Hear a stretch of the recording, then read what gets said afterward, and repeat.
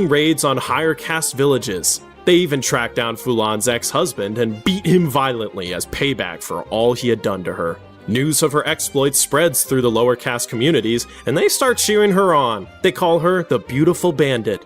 Fulan at long last has love and respect, but soon it would all be ripped away from her again.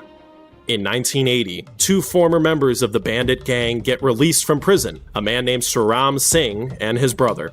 They're Thakurs, a higher caste than everyone else in the gang, and so they immediately try to take back control. In the power struggle, Vikram is murdered, and Suram takes Fulan back to their village as a prisoner. Again, she's subjected to the most brutal abuse imaginable, and in a final insult designed to break her will, Suram forces her to fetch water completely naked in front of the entire village. Eventually, Fulan manages to escape. As she runs away, she decides she can't take it anymore. She has been a victim her entire life, and she is done with it. Every single person who hurt her, they're all gonna pay. She meets another bandit named Man Singh, no relation to Suram, and they become lovers. They form a new gang, and Fulan's got only one thing on her mind: revenge.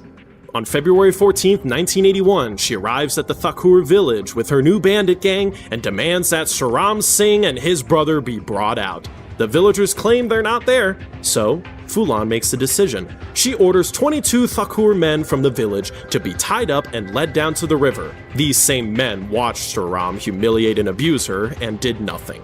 At the river, her gang shoots every single one of them in the back. 20 of the men die, but 2 survive to report what would be called the Bemai Massacre. The government launches one of the largest manhunts in Indian history, but Fulan is untouchable in the ravines, protected by lower caste villagers who see her as a hero. She evades capture until March 1983, when she finally surrenders and is imprisoned for 10 years.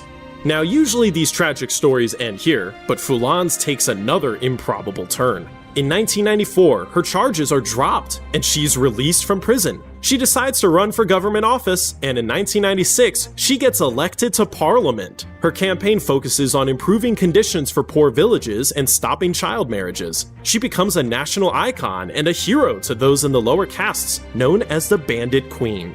But ultimately, Fulan's story would not have a happy ending. In 2001, she was assassinated outside of her home by another politician who was seeking revenge for the Bemai Massacre.